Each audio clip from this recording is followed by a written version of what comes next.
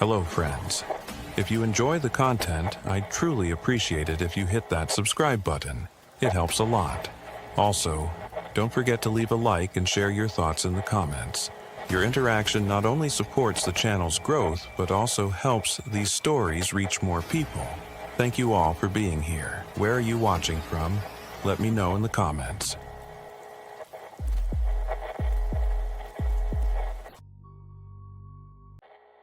I took the job because the money was good and the contract was short. 6 weeks as a night watch technician at a mountain tunnel in Colorado, monitoring sensors and logging traffic. The pay was almost triple what I made at my last gig, and the recruiter made it sound simple. Sit in a booth, watch screens, call dispatch if anything looked wrong. Easy money, he said. Seasonal staffing gap, he said. Nothing complicated. I should have asked why the gap existed in the first place. The tunnel is carved through a section of the Rockies that never quite warms up, even in late summer. The road leading to it climbs through switchbacks so tight you can see your own taillights in the rearview mirror. Snow fences line both sides, rusted and leaning like old teeth. There are warning signs every quarter mile: steep grade, no shoulder, watch for ice, and emergency vehicles only beyond this point. I passed 3 of them that didn't have any words left, just the yellow diamond shape and blank space, where the caution used to be. The tunnel mouth looked like exactly what it was, a hole punched through a mountain that didn't want to be punched. The concrete around the entrance was stained with mineral streaks, rust-colored and black, and the air near it had a smell like wet stone and cold metal. Even though it was August, I could see my breath the moment I stepped out of my car. The control station sat 30 yards from the tunnel entrance, a squat concrete building with narrow windows and a flat roof covered in gravel and lichen. It looked like it had been there since the 70s, maybe earlier. The door was heavy, industrial, with a lock that required a code and a physical key. When I finally got it open, the sound it made echoed off the rocks behind me, a low, grinding thunk that reminded me of a bank vault ceiling shut. Inside, the station was cramped and fluorescent lit. Monitors lined one wall, showing camera feeds from inside the tunnel. The entrance, the halfway point, the exit, and a few angles I couldn't quite place. There was a panel covered in switches, dials, and indicator lights labeled with peeling tape. Vent fans, CO monitors, pressure sensors, gate controls. A logbook sat open on the desk, entries written in tight, cramped handwriting. Most of them just said quiet shift or nothing to report. A few were blank. The day supervisor was waiting for me when I arrived. His name was Harlan, and he looked like a man who had stopped sleeping properly a long time ago. His eyes were red-rimmed, his hands steady but tense, and when he shook my hand, his grip was cold and dry, like he'd been holding on to something frozen. He didn't welcome me. He didn't ask about my drive or tell me where the coffee was. He asked if I could follow instructions exactly as written without improvising. I said yes. He slid a spiral notebook across the desk. The cover was unmarked except for a piece of masking tape labeled in black marker, "Tunnel Rules." Read them like they are medical instructions. I opened it. The handwriting inside was different from the logbook, cleaner, more deliberate, like someone had taken their time. The rules were numbered, but not in order. Some were crossed out.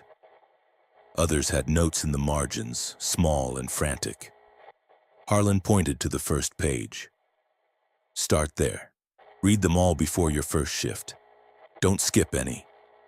Don't assume they're optional. I skimmed the first few entries, expecting OSHA guidelines or equipment checklists. Instead, I got this. If a car enters the tunnel and your counter does not tick up, do not check the cameras. Turn on the loud fan and wait. If you hear a horn from inside the tunnel after midnight, do not answer on the radio. If you see headlights in the tunnel that are not attached to a vehicle, shut the inner gate immediately. If you smell pine smoke in the control room, put on the mask under the desk and do not breathe through your nose until the smell is gone. I looked up at Harlan. Is this serious? He didn't blink. This isn't superstition, it's math. The tunnel keeps count. I waited for him to smile to let me know it was some kind of hazing ritual for new hires. He didn't. He just stood there, arms crossed, watching me like he was waiting to see if I'd quit on the spot. Count of what? I asked. Everything that goes in, he said. Everything that comes out. Sometimes the numbers don't match. When that happens, you follow the rules. You don't ask why. You don't test them, you just follow them. He walked me through the equipment after that. How to reset the counters, how to trigger the ventilation override, how to lock the inner gate if the sensors tripped. He showed me the emergency phone mounted on the wall, the one connected to a booth halfway inside the tunnel. He told me it was for stranded drivers or maintenance crews and that it almost never rang. Then he added quieter, "If it does ring, check the time first." I asked what he meant. He pointed to a line in the notebook I hadn't reached yet. If the emergency phone rings twice in a row after midnight, do not answer the second ring. I felt something cold settle in my stomach, the same feeling you get when you realize you've agreed to something you don't fully understand. Harlan left 20 minutes before sunset. He paused at the door, one hand on the frame, and looked back at me. "If you're smart," he said, "you'll stay behind the yellow line on the floor. You'll keep the door locked, and you'll remember that the tunnel doesn't care what you believe. It only cares what you do." Then he was gone, and I was alone. The first hour was quiet. I ran through the checks Harlan had shown me, cameras, sensors, logs. I made coffee in the small, filthy pot on the corner table and drank it black because there was no milk. And I didn't trust the powdered creamer that had been sitting there since God knows when. The tunnel traffic was light. A few trucks, a couple of sedans, one RV that barely fit through the clearance. Each time a vehicle entered, the counter on the desk clicked up by one. Each time it exited on the far side, I checked the log. Everything matched. But the whole time I kept glancing at the notebook. The rules were written like they expected something to go wrong. Not if, but when. And the tone wasn't cautious or bureaucratic. It was frightened. I read them again, slower this time, and noticed something I'd missed before. In the margin next to the rule about the counter, someone had written in pencil, "If the tunnel cannot count you, it will try to name you instead." I didn't know what that meant. I would. The first real test came 3 hours into my shift. A sedan entered the tunnel just after 10 p.m. A dark blue Honda, an older model, single driver.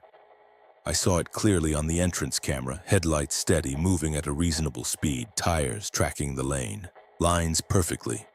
It looked completely normal. I glanced at the counter, waiting for it to click. It didn't. I stared at the display, confused. The number sat frozen at 17, the same count it had been before the Honda entered. I looked back at the monitor. The car was already halfway through the tunnel, passing under the second camera angle. I could see the license plate, the dent in the rear bumper, and the outline of the driver's head through the back window. But the counter still read 17. I checked the log to see if this had happened before. There were no notes about counter malfunctions. I checked the sensor diagnostics. Everything showed green.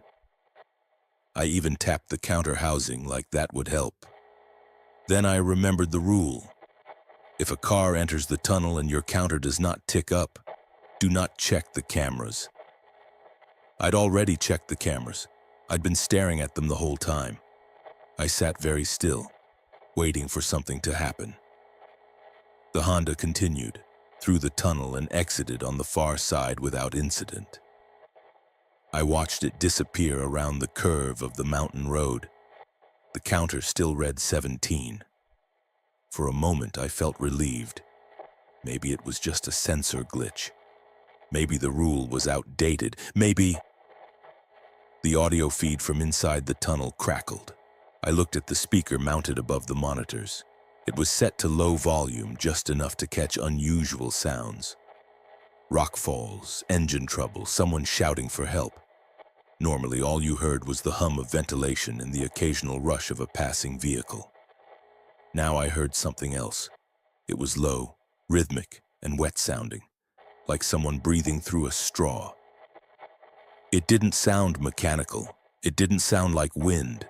It sounded deliberate. I turned the volume down and watched the monitors. The tunnel was empty. No cars, no movement. Just the long stretch of fluorescent lights and painted lane lines disappearing into the dark. The breathing continued for another 30 seconds, then stopped abruptly like someone had closed a door. I wrote it down in the log, trying to keep my handwriting steady. 22:17 hours. Counter malfunction. Audio anomaly. No action taken. I didn't write that my hands were shaking. 2 minutes later, the emergency phone rang. The sound was harsh and old-fashioned, a mechanical bell that rattled inside its housing. It was mounted on the wall to my right, black and heavy, the kind of phone you see in old movies. Harlan had said it almost never rang. I picked it up without thinking. "Control station," I said. "This is the night technician. Do you need assistance?" There was no response, just a faint hiss of static, and beneath it something that might have been wind or breath. Then I heard tapping. It was soft, irregular, like fingernails on plastic. Tap, tap. Pause, tap, tap, tap, pause. It didn't sound distressed, it sounded patient. "Hello?" I said. "If you need help, I need you to speak clearly. Can you tell me where you are?" The tapping stopped. For a moment, the line was silent except for the static. Then I heard a voice, distant and flat, like it was coming from the bottom of a well. It said, 18. The line went dead. I hung up slowly, my heart pounding. I looked at the counter. It still read 17. I grabbed the notebook and flipped through it, looking for anything about the emergency phone. I found a rule I'd skimmed earlier. If you hear a horn from inside the tunnel after midnight, do not answer on the radio. Nothing about phone calls, nothing about voices counting. But in the margin, written in the same pencil as before, was a note I hadn't noticed. If the tunnel cannot count you, it will try to name you instead. I sat back in my chair, staring at the monitors. The tunnel looked the same as it had all night, empty, fluorescent, ordinary. But something had changed. The air in the control room felt heavier, like the pressure had shifted. The hum of the ventilation seemed louder, more deliberate, like something breathing in rhythm. I checked the counter again. Still 17. I checked the camera feed. Still empty. I checked the clock. It was 10:19 p.m. I had 7 more hours until sunrise. I turned on the loud fan, the one mounted on the wall next to the inner gate. It roared to life, vibrating the floor, drowning out every other sound. Harlan hadn't told me why it mattered, but the rule had been clear. Turn on the loud fan and wait. So I waited. The fan ran for 10 minutes. When I finally shut it off, the audio feed from the tunnel was silent again. No breathing, no tapping. Just the hum of the lights and the faint echo of my own pulse in my ears. I picked up the pen and added a new line to the log. 22:19 hours. Emergency phone activation, no intelligible communication. Fan protocol followed. I wanted to write more. I wanted to write that the voice had said 18, and that the number meant something, and that the tunnel had felt aware in a way I couldn't explain. But I didn't. I just closed the log and kept watching the screens. The Honda never came back, but 20 minutes later the counter clicked up by itself. 18. I wasn't alone for long. Just after midnight, a state trooper pulled up outside the station in a white SUV with light bars across the roof. His name was Garrett, mid-30s, clean-shaven, the kind of guy who looked like he'd played football in high school and still talked about it. He knocked twice and let himself in before I could get to the door. "Night check," he said, nodding at me. "Making sure you're still awake." I told him I was. He poured himself coffee without asking, leaned against the desk, and looked at the monitors like he'd seen them 100 times before. "Quiet night?" he asked. "Quiet enough," I said. He laughed. "That's the polite answer. Let me guess. Harlan gave you the notebook?" I nodded. Garrett grinned and shook his head. "Yeah, he does that to everyone. It's his thing. Old man paranoia. Half those rules are from the 70s, back when they were still using analog counters and everything broke twice a shift.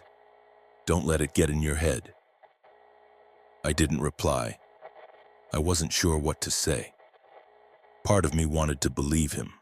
The other part remembered the breathing on the audio feed and the voice on the phone that had counted to 18.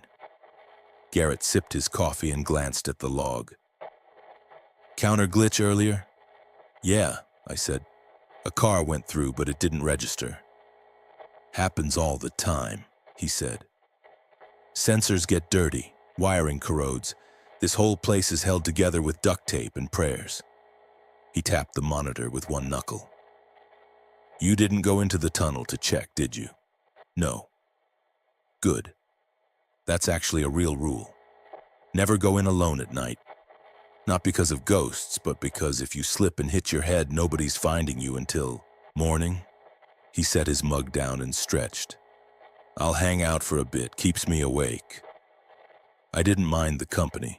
For the first time since Harlan left, I felt like I could breathe normally. That lasted about 20 minutes. At 12:34 a.m., a sound echoed out of the tunnel. A long, deep blast of a horn, resonant and hollow, like it was coming from a mile underground instead of a roadway. It lasted 5 seconds, then cut off abruptly.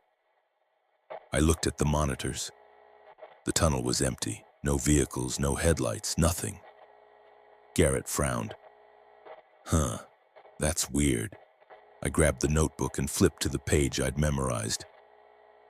"If you hear a horn from inside the tunnel after midnight, do not answer on the radio." I pointed it out to him. "It says not to respond." Garrett looked at the rule, then at me, then laughed.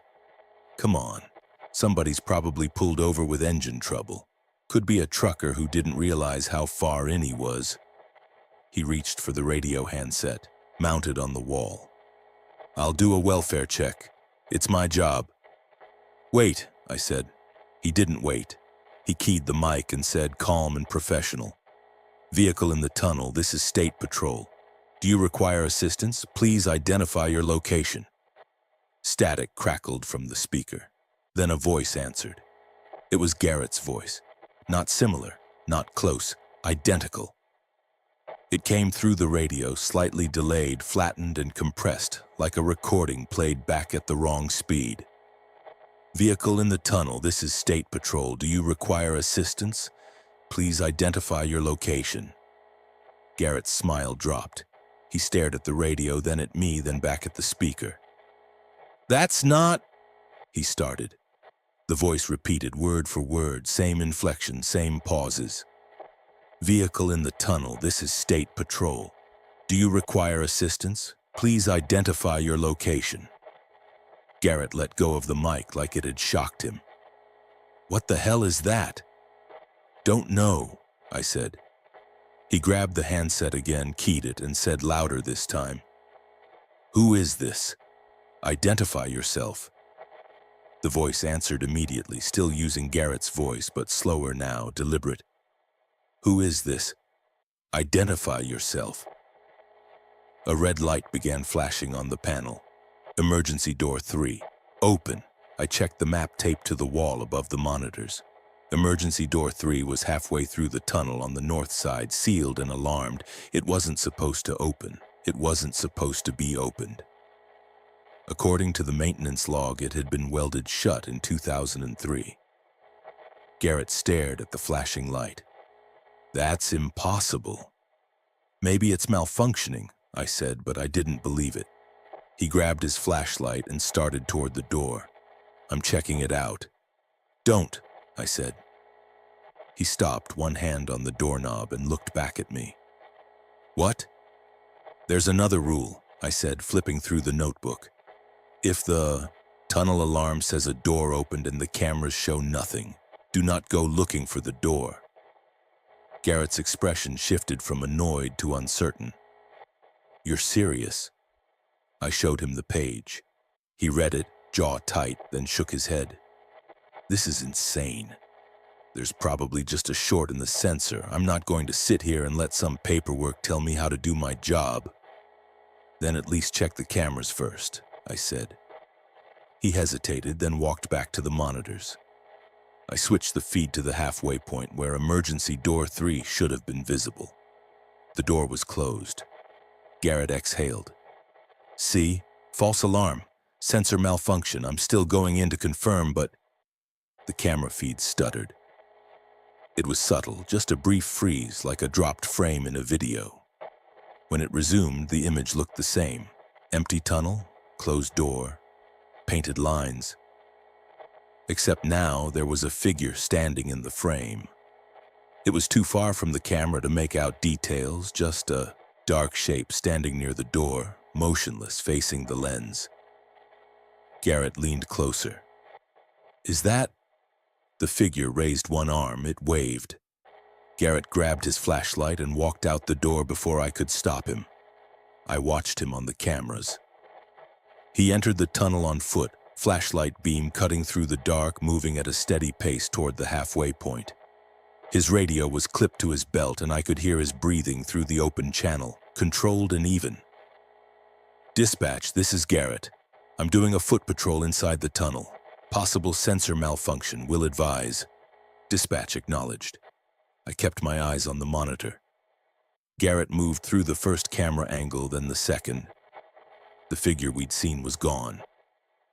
The tunnel looked empty again. Then the feed stuttered. It wasn't like before. This time the image froze for a full 3 seconds. When it resumed, Garrett was in a different position, closer to the camera, but his posture had changed.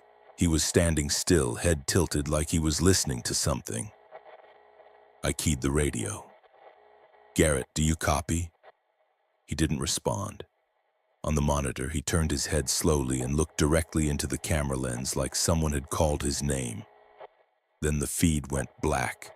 Not static, not snow, just black, like the camera had been covered. I tried the radio again. "Garrett, respond. Do you copy?" Nothing. I switched to the other camera angles. The entrance feed showed the tunnel mouth, empty. The exit feed showed the far side, also empty. The halfway feed was still black. Then, from somewhere deep inside the tunnel, I heard the horn again. It was louder this time, closer, and it didn't stop. It blared for 10 seconds, 15, 20, echoing out of the speaker until the sound felt like it was inside my skull. I slammed my hand on the ventilation override, and the loud fan roared to life, drowning out the horn. When I shut it off 2 minutes later, the tunnel was silent. The halfway camera feed flickered back on. The tunnel was empty. The door was closed. Garrett was gone. I checked the vehicle counter. It read 19. I sat down slowly, my legs shaking, and stared at the monitors. Garrett's SUV was still parked outside. His coffee mug was still on the desk, steam rising from the surface. But Garrett was gone. I picked up the notebook with trembling hands and found the margin note again. The rule wasn't about danger on the road. It was about responding to a signal that wasn't meant for humans. I understood now. The tunnel hadn't been asking for help. It had been calling. I didn't call it in right away. I know how that sounds. A state trooper disappears into a tunnel on my watch, and I sit there in silence, staring at dead camera feeds and a counter that doesn't make sense. But I also knew that the moment I reported it, I'd have to explain what happened. And I didn't know how to explain it. I didn't even know if I believed, know if it myself. So I locked the inner gate, turned on every light in the control room, and started digging. The station's file cabinet was old, military surplus, olive drab, and dented. The drawers were stuffed with maintenance logs, incident reports, inspection records, and maps that didn't match the current tunnel layout. Most of it was bureaucratic noise, replaced bulbs, recalibrated sensors, minor fender benders from 20 years ago. But buried in the third drawer, underneath a stack of water-damaged OSHA forms, I found a manila envelope with no label.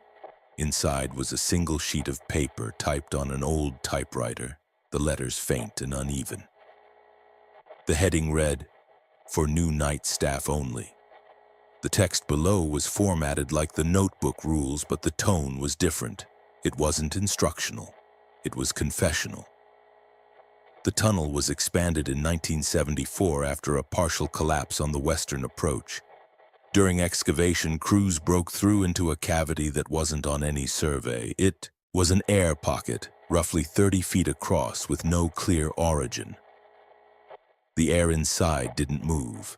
Samples were taken, but the results were classified under state infrastructure security protocols. After the expansion was completed, incidents began. Minor at first. Missing time, equipment malfunctions, workers reporting voices. Then vehicles began entering without exiting, or exiting twice. The count stopped matching. The rules were developed by the original night staff, revised over 15 years, and updated whenever someone learned a new boundary the hard way. They are not superstition. They are survival instructions. The tunnel does not just carry traffic, it carries momentum, sound, and memory. It repeats things that happen inside it.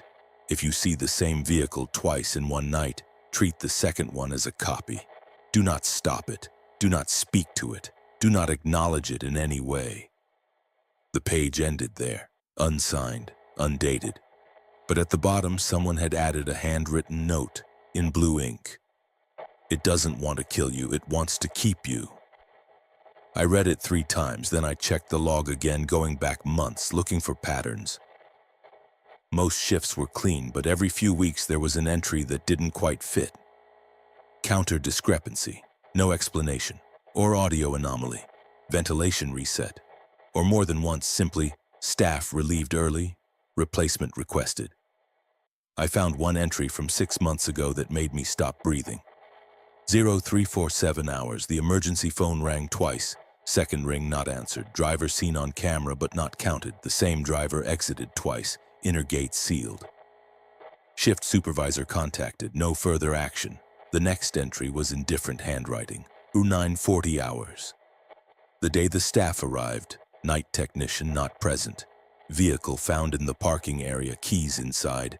Employee listed as no call, no show. Case forwarded to HR. There was no follow-up, no investigation, no resolution, just a new hire 2 weeks later. I closed the log and sat back, staring at the monitors. The tunnel looked peaceful now, almost normal. A semi passed through, counted correctly, and exited on schedule. The cameras showed empty pavement, bright lights, painted lines. Nothing out of place. But I knew better now. The tunnel wasn't haunted. It wasn't malicious. It was something worse. It was mechanical. It had rules of its own, deep rules, built into its shape and its function. And when those rules were disrupted, it corrected itself the only way it knew how, by balancing the count.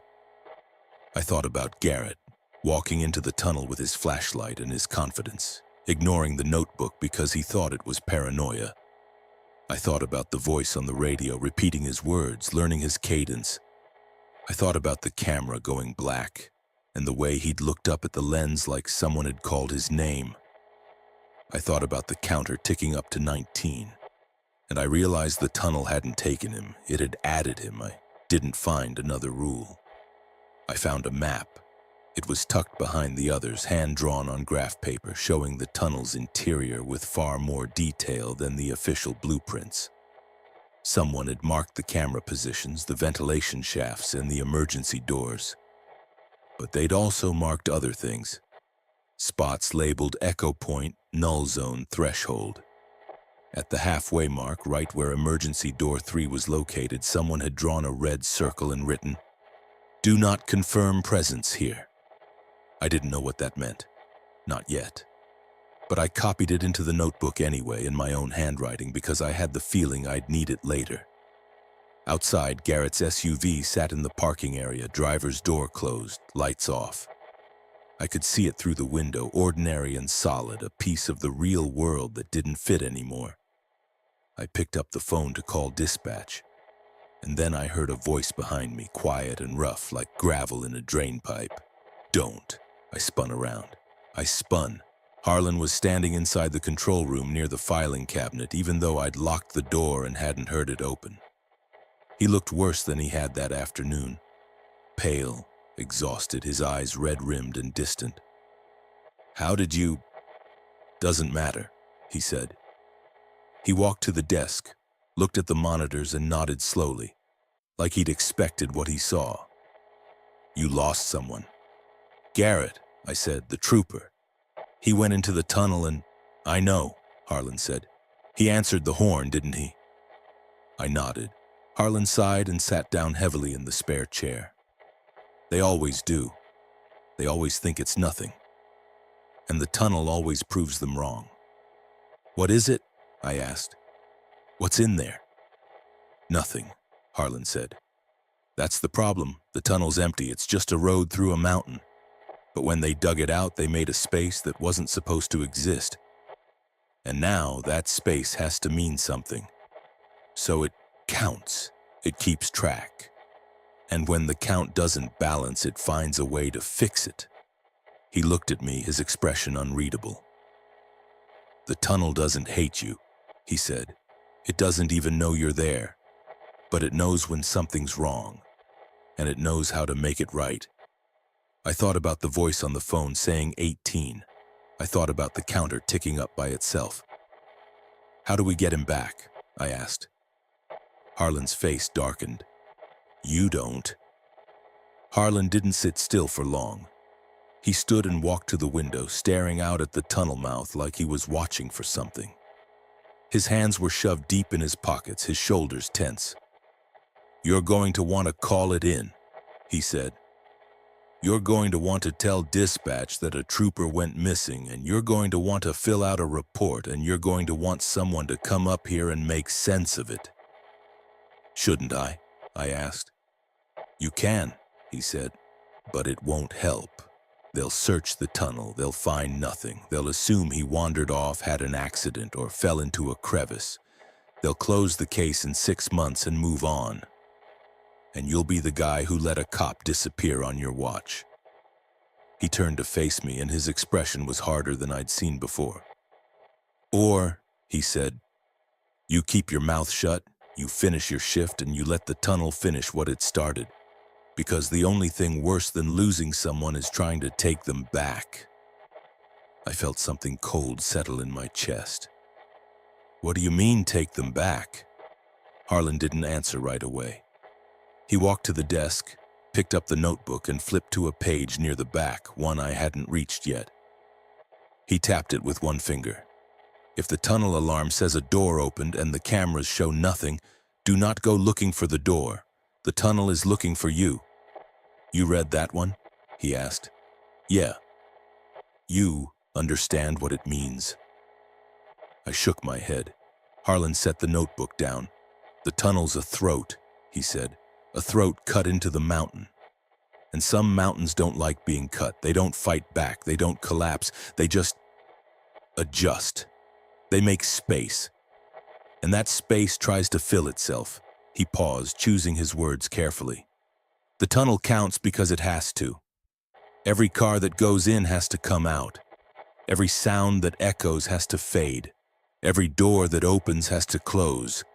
It's not magic, it's not ghosts, it's momentum. The tunnel has to complete patterns. And if it can't, it improvises." I thought about the sedan that didn't register on the counter. I thought about the horn that wasn't attached to a vehicle. I thought about Garrett walking into the tunnel and disappearing from the camera feed like he'd stepped off the edge of the world. "You're saying the tunnel took him because it needed to balance something," I said. "Not took," Harlan said, "kept. There's a difference." He sat down again, leaning forward, his voice dropping. "When you answered the emergency phone," he said, "what did you hear?" "Static," I said, "and tapping, and a voice that said 18. "That's the tunnel naming you," Harlan said. "It heard you, it knows you're here now, it counted you even though you never went inside, and now you're part of the pattern." My stomach twisted. "What does that mean?" "It means you're on the list," Harlan said. "And if you break another rule, if you give it another reason to notice you, it won't just count you, it'll keep you. Like a coin dropped into a crack." He leaned back, his face pale and drawn. "That's what happened to the last guy," he said. "The one before you. He thought the rules were bullshit. He thought he was smarter than the mountain. And one night, he went into the tunnel to prove there was nothing there. And we found his car," Harlan said. "We found his jacket. We found his flashlight, still on, sitting in the middle of the road, but we never found him. The counter went up by 1, and that was it." He looked at me, his eyes hollow. "You want to know why I came back tonight?" he said. "Because I had a feeling. I always get a feeling when someone's about to do something stupid. And I wanted to make sure you didn't try to go after your trooper." "I wasn't..." "Good," Harlan said. "Because if you did, you wouldn't come back. And the tunnel would keep counting. And eventually there'd be enough of you in there that it wouldn't need the rules anymore, it'd just be full." He stood and walked to the door, then stopped and looked back. "One more thing," he said. "If the alarm says a door opened and the cameras show nothing, don't go looking for the door. The tunnel isn't showing you an error. It's showing you an opportunity. It's opening something for you. And if you step through, it'll close behind you." He pushed the door open, letting in a gust of cold air that smelled like stone and engine exhaust. "Stay behind the yellow line," he said. "Keep the fans running. Don't answer the phone unless you have to, and for God's sake, don't confirm anything." "Confirm?" I asked. "You'll know when it asks," he said. Then he was gone. I sat alone in the control room, the notebook open on my lap, the monitors glowing softly in the dark. Outside, the tunnel mouth yawned wide, lit by floodlights that turned the rock face pale and lifeless. I thought about Harlan's words. "The tunnel is looking for you." I thought about the sedan that didn't count, and the voice that had said my number before I even knew I had one. I thought about Garrett, confident and dismissive, walking into the dark with his flashlight and his certainty. And I thought about the counter, sitting quietly at 19, waiting. I checked the log one more time. The last entry was from Harlan, written earlier that day. "If something asks you to confirm anything, do not answer. Not in the tunnel, not anywhere." I read it twice, then I underlined it, because I had the feeling I'd be seeing that question again very soon. The call came at 2:47 a.m. The emergency phone rang once, a sharp, mechanical jangle that cut through the hum of the ventilation. I stared at it, my hand hovering over the receiver, remembering the rule. If the emergency phone rings twice in a row after midnight, do not answer the second ring. It had only rung once. Technically, I was allowed to answer. I picked it up. "Control station," I said, keeping my voice steady. "Do you need assistance?" There was a pause filled with the soft hiss of static and something beneath it, breathing maybe, or wind moving through a narrow space. Then a voice spoke. It was small, young, trembling. "Hello? Is someone there?" A child. My heart clenched. I sat up straighter, gripping the phone tighter. "Yes, I'm here. Are you okay? Where are you?" "I don't know," the voice said, shaky and scared. "I'm lost. It's dark. I can't find my mom." I looked at the monitors. The tunnel was empty, no cars, no lights, no movement, just the long stretch of pavement disappearing into shadow.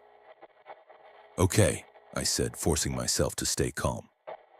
"Okay. Can you tell me what you see around you?" Are you inside the tunnel? I think so, the child said. There are walls and lights, but they're far away and it's cold. Can you see a phone booth? Are you calling from a phone booth? Yes, the voice said, quieter now. The phone was ringing, so I answered it. That didn't make sense. The emergency phone was inside the booth.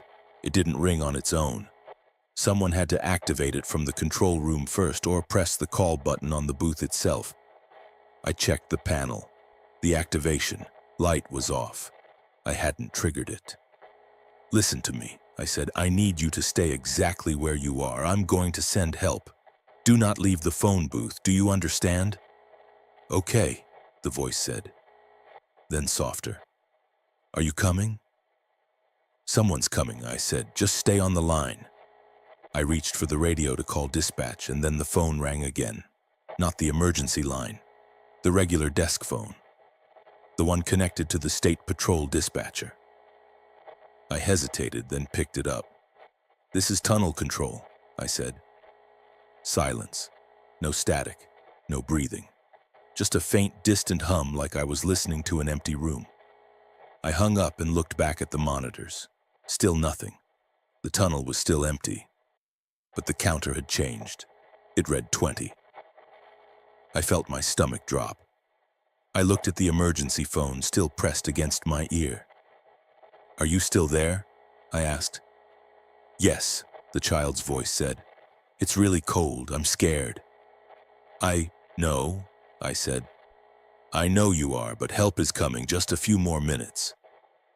I reached for the logbook and flipped to the rules, my hands shaking. If the emergency phone rings twice in a row after midnight, do not answer the second ring. It hadn't rung twice in a row. It had rung once, and then the desk phone had rung. That wasn't the same thing, was it? I looked at the margin notes, searching for clarification, and found something I'd missed before, written in faint pencil beneath the rule. The tunnel will use any voice that makes you act. Parent, spouse, child, colleague, friend. It pulls from what you've said, what you've thought, what you've feared. Do not trust it. I felt the air leave my lungs. Hey, I said into the phone, my voice careful. What's your name? The child hesitated. Why? Just want to make sure I'm talking to the right person, I said. Another pause, longer this time. Then the voice said very quietly, You know my name. My blood went cold. What's my name? I asked. The voice answered immediately without hesitation, using my full legal name, first, middle, and last. The middle name I never used, the one that only appeared on my driver's license and my birth certificate. I hung up. The phone rang again instantly. I didn't answer. It rang 5 more times, then stopped. I sat there, staring at the receiver, my heart pounding so hard I could feel it in my throat. The tunnel was silent. The monitor showed nothing. The counter still read 20. I checked the emergency phone activation log. There was no record of a call. I checked the dispatch log. No one had reported a missing child, no accidents, no breakdowns. The call hadn't been real, but the voice had known my name. I sat in the control room for the next 20 minutes, staring at the monitors, replaying the conversation in my head. The voice had sounded real. It had sounded scared and small and helpless, exactly the way a lost child should sound. It had known how to make me want to help, and it had known my name. Harlan's words echoed in my mind. It pulls from what you've said, what you've thought, what you've feared. I hadn't said my middle name out loud. I hadn't written it down. I hadn't even thought about it, not consciously. But the tunnel had pulled it anyway. I thought about the sedan that didn't count. I thought about Garrett's voice on the radio repeating his own words back to him. I thought about the figure on the camera standing halfway through the tunnel waving. The tunnel didn't just repeat, it learned. And now it had learned me. I checked the notebook again, looking for anything about phone calls, anything about voices pretending to be children. I found a note scrawled on the last page, almost illegible. If something asks you to confirm you see it, hear it, or know it, do not answer. Confirmation is permission. Naming is an invitation. I read it 3 times, then I read it 3. Heard footsteps outside. Slow, deliberate, the crunch of gravel under boots. I looked at the monitors. The parking area was empty. Garrett's SUV was still there, doors closed, no movement. But the footsteps continued. They stopped directly outside the control room door. I stared at the door, my breath caught in my chest. The lock was engaged. The yellow line on the floor ran 3 feet in front of it, faded but visible. Someone knocked. 3 slow, deliberate knocks. Then a voice, muffled but clear, "Hey, it's me, open up." It was Garrett's voice. I didn't move. The voice spoke again, calmer this time, with a slight edge of confusion. "Come on, I know you're in there. I need to file a report. Let me in." I looked at the monitors. The entrance camera showed the tunnel mouth, empty. The parking area camera showed Garrett's SUV, empty. There was no one outside the door. The knocking came again, louder this time. "Seriously, man, it's freezing out here. Just open the door." I picked up the notebook and flipped to the rule I'd underlined earlier. If something asks you to confirm anything, do not answer. Not in the tunnel. Not anywhere. The voice outside shifted, losing the edge of annoyance, becoming softer, almost pleading. "Please," it said. "I don't know what happened. I was in the tunnel and then I wasn't. I can't feel my hands. I just need to come inside." I stayed silent. The voice changed again. This time it wasn't Garrett. It was mine. "Can you confirm you hear me?" I closed my eyes and gripped the edge of the desk. The voice repeated, patient and calm, like it had all the time in the world. "Can you confirm you hear me?" I didn't answer. After a long moment, the footsteps started again, slow and deliberate, moving away from the door and toward the tunnel mouth. I watched the monitors. There was no one there, but the counter ticked up by 1:21. The counter kept climbing. At 3:12 a.m., it ticked up to 22. No vehicle entered. No headlights appeared on the cameras. The tunnel sat empty and fluorescent under its rows of lights, perfectly still. I wrote it down in the log. Counter increment without corresponding traffic. No visual confirmation. My handwriting was getting worse. At 3:34 a.m., the counter jumped to 24, skipping 23 entirely. I checked the camera feeds, cycling through each angle, looking for any sign of movement. Entrance, empty. Halfway point, empty. Exit, empty. The painted lines gleamed under the lights. The walls were bare stone, dark and cold. Nothing moved, but the tunnel felt different now. The air pressure in the control room had changed, subtle but unmistakable, like the shift you feel in your ears when a storm front moves through. The hum of the ventilation was deeper, resonant, vibrating through the floor and into my bones. And beneath it, I could hear something else. It was faint, rhythmic and familiar, the sound of breathing. Not my breathing. Not the ventilation. Something else. I turned the volume up on the tunnel audio feed. The sound grew louder, wet and deliberate, like lungs pulling air through a narrow passage. It echoed strangely, layered over itself as if multiple sources were breathing in unison.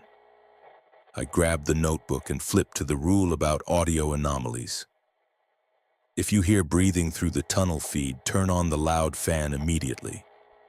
Do not attempt to identify the source. I slammed the ventilation override. The fan roared to life, shaking the walls, drowning out the breathing. I left it running for 5 minutes this time, longer than before, until the sound was completely buried under the mechanical howl. When I shut it off, the breathing was gone, but the counter had climbed to 27. At 4:03 a.m., the headlights appeared. They were deep in the tunnel, visible on the halfway camera, floating in the darkness like 2 bright eyes. They didn't move forward or backward. They just hovered, steady and unblinking, exactly where emergency door 3 was marked on the map. I checked the rule I'd memorized days ago. If you see headlights in the tunnel that are not attached to a vehicle, shut the inner gate. I reached for the gate controls, my hand shaking. The inner gate was a heavy steel barrier that could seal the tunnel entrance, used in emergencies or during maintenance. I'd never activated it before. Harlan had warned me it was loud, slow, and irreversible without a manual override from inside the tunnel. I pressed the button. A warning klaxon blared, echoing off the rocks. Red lights began flashing above the tunnel mouth. The gate descended from the ceiling with a grinding mechanical scream, inch by inch, like a guillotine. On the monitor, the headlights didn't move. They just watched. It took 90 seconds for the gate to fully close. When it finally sealed with a heavy metallic clang, the klaxon cut out, leaving only the hum of the ventilation. I checked the camera feed. The headlights were gone. The counter read 31. At 4:47 a.m., I smelled pine smoke. It was faint at first, sweet and resinous, like someone had lit a campfire nearby. But there was no fireplace in the control room, no vents leading outside, no reason for the smell to be there. I grabbed the notebook, flipping frantically.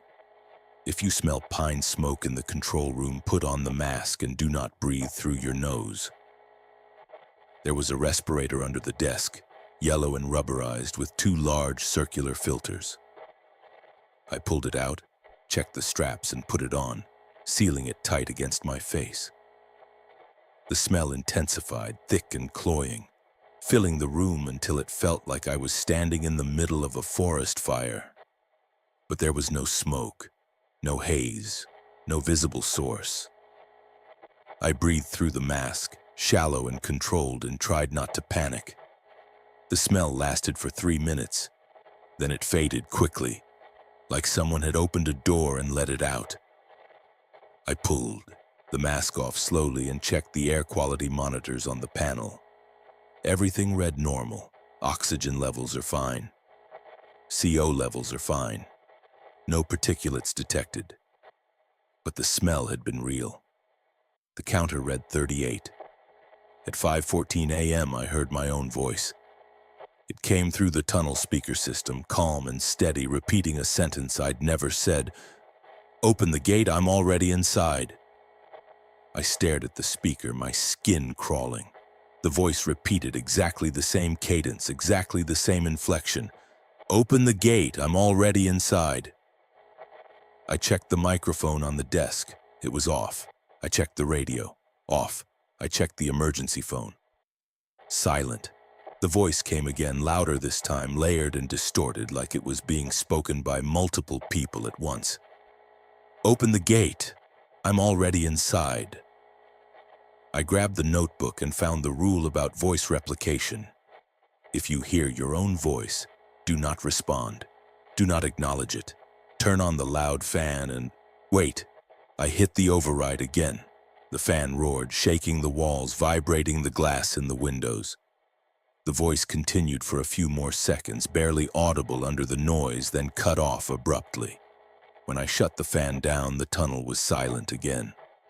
The counter read 42. At 5:51 a.m., the alarm started, not one, all of them. Emergency door 1 open, emergency door 2 open, emergency door 3 open, emergency door 4 open, CO spike, pressure differential, ventilation failure, gate malfunction.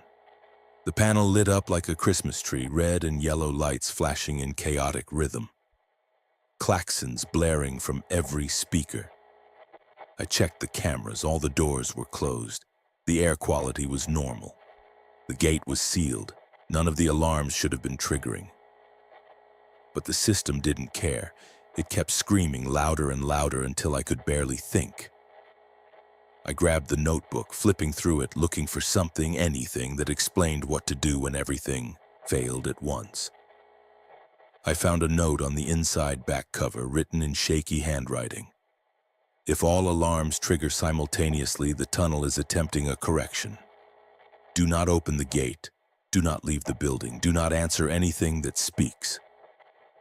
I sat down hard, my hands pressed over my ears, the alarms screaming around me. The counter was climbing faster now, ticking up every few seconds, 43, 45, 48, 52. And then, through the noise, I heard something else. Footsteps. Slow, deliberate, coming from inside the tunnel. On the monitor, I saw a figure walking toward the sealed gate from the inside. It was Garrett. He looked tired, disheveled, his uniform torn and dirty. His flashlight was off, hanging from his belt. His face was pale, expressionless, his eyes fixed straight ahead. He stopped exactly on the white line painted at the tunnel threshold, the line that marked where inside became outside, and he looked up at the camera. Garrett stood on the white line, motionless, his face illuminated by the floodlights above the sealed gate. He didn't blink. He didn't shift his weight. He just stood there, perfectly still, like a statue waiting for someone to notice. The alarms were still screaming, but I barely heard them anymore.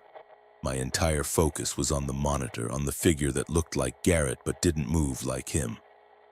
I checked the notebook, my hands trembling so badly I could barely turn the pages. If a vehicle stops exactly on the white line, do not step outside. It wasn't a vehicle, but the principle was the same. The white line was a threshold, a boundary, the tunnel's edge, and Garrett, or whatever was wearing his shape, had stopped exactly on it like he was waiting for permission to cross. The figure spoke. His voice came through the intercom system, scratchy and flattened, but unmistakably his. "Hey, can you hear me?" I didn't answer. He tilted his head slightly like he was listening for a response. Then he tried again, his voice softer, more uncertain. "I know you're there. I can see the light. Just open the gate, please. It's freezing out here." I looked at the temperature reading on the panel. The external sensor near the tunnel mouth read 34 degrees Fahrenheit. Cold, but not dangerous.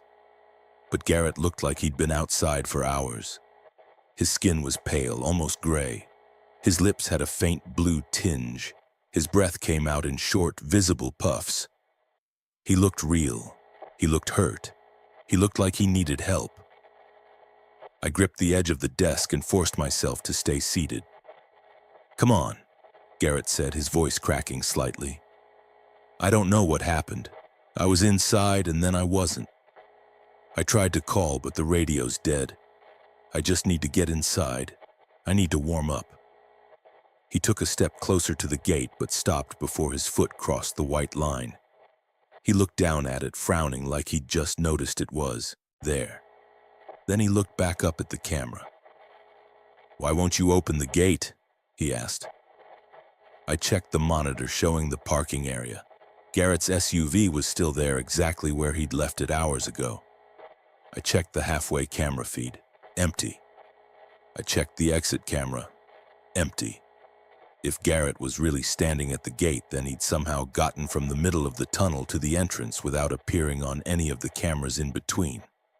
The figure spoke again, and this time his voice was different, flatter, more deliberate. "Can you confirm you see me?" Every muscle in my body went rigid.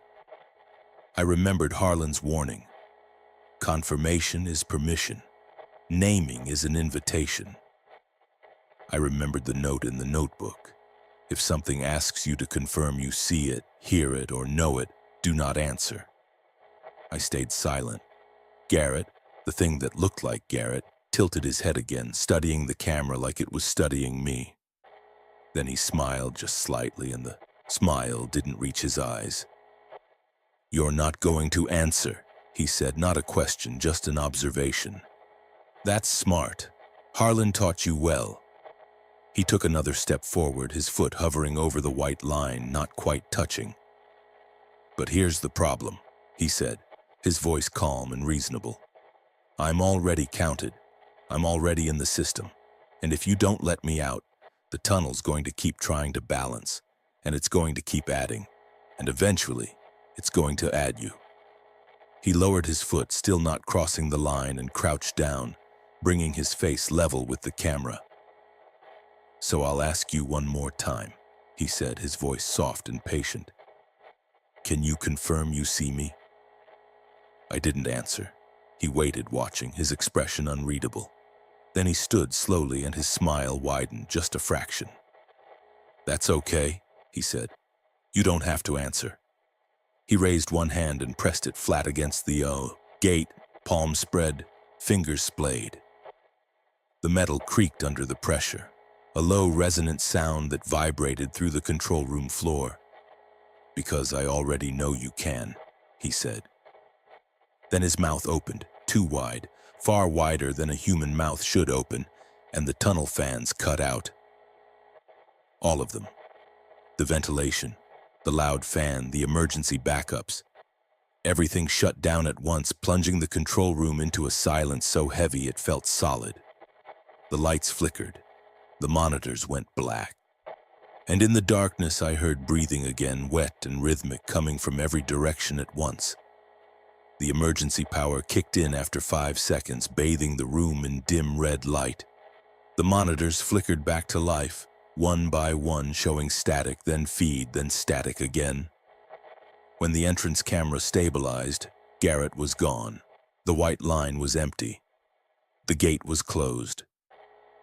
The tunnel mouth sat in darkness, floodlights extinguished, the entrance a yawning black void. The counter read 73. I checked the panel. The alarms had stopped. The systems were resetting, cycling through diagnostics, trying to make sense of what had just happened.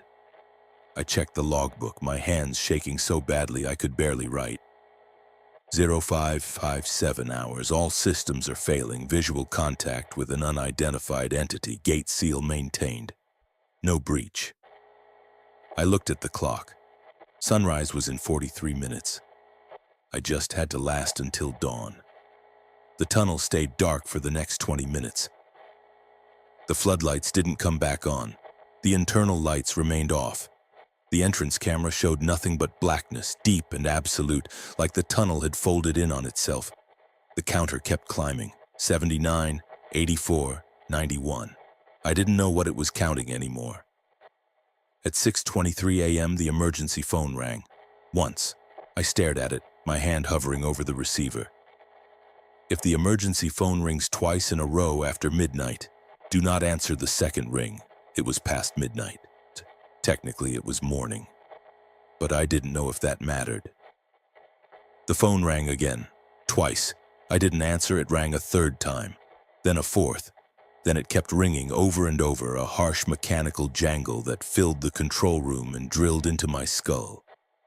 I covered my ears, but the sound didn't stop. It rang for 5 minutes straight. Then it stopped. The silence that followed was worse. I lowered my hands, slowly listening. The tunnel was quiet. The control room was quiet. Even the ventilation had gone still. And then I heard a voice, faint and distant, like it was coming from very far away. "Can you confirm you hear me?" It was my own voice. I didn't answer. The voice repeated, closer this time, clearer. "Can you confirm you hear me?" I grabbed the notebook and flipped to the last page, the one with the final rule. If something asks you to confirm anything, do not answer. Not in the tunnel. Not anywhere. The voice came again, directly behind me, close, enough that I could feel breath on my neck. "Can you confirm you hear me?" I spun around. The control room was empty, but the door was open. I hadn't heard it open. I hadn't seen it move. But it was standing wide, the cold air from outside pouring in, and beyond it, the tunnel mouth sat in darkness, waiting. I stood slowly, my heart pounding, and looked at the yellow line painted on the floor. I was standing behind it. Barely. The voice spoke again, right in front of me, even though there was no one there. "Can you confirm you're still inside?" I closed my eyes and didn't answer. I heard footsteps, slow and deliberate, walking toward the open door from inside the tunnel. I heard breathing, wet and rhythmic, growing closer. I heard my own voice whispering, patient and calm. "Can you confirm you're still inside?" I opened my eyes. The doorway was empty, but the counter had stopped climbing. It read 99. I looked at the clock. 6:41 a.m., Sunrise. The tunnel. Lights flickered back on, one section at a time, illuminating the roadway in harsh fluorescent white. The floodlights above the entrance blazed to life. The ventilation fans spun up with a low, rattling hum. The door to the control room swung shut on its own, the lock clicking into place. The counter reset. 0. I sat down slowly, my legs shaking, and stared at the monitors. The tunnel looked normal again. Clean, empty, ordinary, like nothing had happened. Harlan arrived at 7:15 a.m. right on schedule, looking like he hadn't slept at all. He didn't ask how my shift went. He just looked at me, then at the logbook, then at the counter sitting at 0. "You made it," he said. I nodded, not trusting my voice. He poured himself coffee and sat down at the desk, flipping through the log entries I'd written. His expression didn't change as he read counter malfunctions, audio anomalies, alarm cascades, system failures. He just nodded occasionally like he was checking off a list. When he reached the last entry, he paused. 0641 hours. Systems restored. Shift concluded, no casualties. He looked up at me. "You didn't answer, did you?" "No," I said. "Good." He closed the logbook and set it aside. "You can request a transfer if you want. Most people do after their first real shift. HR will process it, no questions asked. They're used to it." I thought about that. I thought about walking away, going back to my old job, pretending this place didn't exist. But I also thought about the counter and the way it had climbed to 99 and stopped like it had been waiting for one more. "What happens if I don't transfer?" I asked. Harlan looked at me for a long moment, his expression unreadable. "Then you come back tomorrow night," he said, "and you follow the rules, and you hope the tunnel doesn't remember you." "Does it?" I asked. "Remember?" Harlan stood and walked to the window, staring out at the tunnel mouth. The morning light was hitting it now, turning the rock face gold and orange, almost beautiful. "Yeah," he said quietly. "It remembers." He turned back to me. "Garrett's case is closed," he said. "Officially, he's listed as missing, presumed dead. Probable accident in difficult terrain. They'll search for another week, maybe 2, then they'll move on." "And the truth?" I asked. "The truth is he's still in there," Harlan said. "Not dead, not alive, just counted. And as long as you don't go looking for him, as long as you don't try to bring him back, the tunnel will leave it alone." He picked up his jacket and headed for the door, then stopped and looked back. "One more thing," he said. "If you drive down the mountain and you hear something on your radio, a voice, a whisper, anything that sounds like it's coming from inside your car, don't acknowledge it. Don't answer it, just turn the radio off and keep driving." "Why?" I asked. "Because the tunnel doesn't stop at the gate," Harlan said. "It follows the road, and if it thinks you're still listening, it'll keep talking." Then he left. I finished my paperwork, locked up the control room, and walked to my car. The morning air was cold and clean, the sky a perfect blue. The mountains looked peaceful, postcard pretty, like nothing bad had ever happened here. I got in my car, started the engine, and began the long drive down. The road was empty, no other vehicles, no maintenance crews, just me and the switchbacks and the long drop to the valley below. I turned on the radio to fill the silence. A country station came through, scratchy but clear, playing something generic and forgettable. I made it halfway down the mountain before I heard it. It was faint at first, buried under the music, a second signal, low and distorted like a conversation happening on another frequency. I turned the volume down. The second signal got louder. It was my own voice, whispering under the music, calm and patient. "Can you confirm you hear me?" I reached for the radio and turned it off. The whisper continued for another 3 seconds, like it was coming from somewhere else, somewhere inside the car, behind the dash, under the seat. Then it stopped. I drove the rest of the way in silence, my hands locked on the wheel, my eyes fixed on the road. When I finally reached the valley, I pulled into a gas station, parked, and sat there for 10 minutes, just breathing. Then I went inside, bought a laminating pouch and a marker, and wrote out a new rule on a blank index card. I wrote it carefully, in block letters, clear and permanent. If something asks you to confirm anything, that you see it, hear it, know it, or believe it, do not answer. Not in the tunnel, not on the road, not anywhere. I laminated it, trimmed the edges, and taped it to my dashboard. Then I drove home. I didn't request a transfer. I don't know why. Maybe because I couldn't explain what had happened without sounding insane. Maybe because I was afraid that walking away wouldn't matter, that the tunnel would follow me anyway. Or maybe because I knew deep down that I'd already been counted. I went back the next night, and the night after that, and the one after that. I followed the rules. I stayed behind the yellow line. I didn't answer the phone unless I had to. I didn't confirm anything, and most nights nothing happened. But sometimes, late in the shift, when the tunnel was empty and the air was still, I'd hear a faint sound through the audio feed. Breathing, wet and rhythmic and patient, like something waiting. And every time I heard it, I'd check the counter, and every time it would be one higher than it should be. I don't know what the tunnel is. I don't know what it wants.